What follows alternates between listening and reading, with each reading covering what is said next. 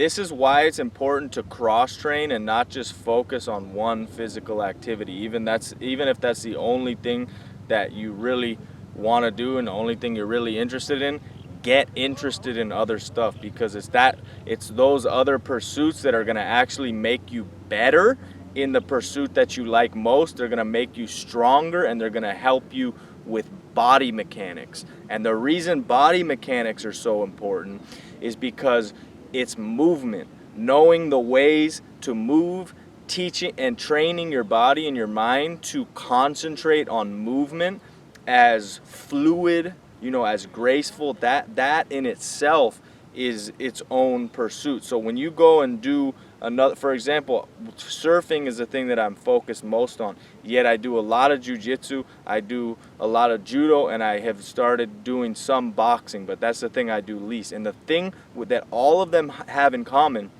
is that the better the body mechanics in each one are, the better you get in each one of them, if that makes sense. So it's like this feedback loop, and everyone is interacting with each other one. But if you only surf, your experience is going to be limited to what you are doing and what you are learning when you're surfing. So the more stuff you can do, the better. And again, movement is almost its own category, but that doesn't mean that you can't focus on movement in specific sports like surfing and jiu-jitsu and judo, because movement is a very big part of it. Most people fucking ignore it, but that doesn't mean that you have to. However, if you wanted to focus on movement on its own, you could. There is, for example, Ido Portal has a lot of really interesting stuff that he does, and his whole practice is based around showing people new ways to move the body and how this movement is liberating and how it can get us in touch with our more primal sides. But I think when you focus on different pursuits, it forces you to focus more on body mechanics.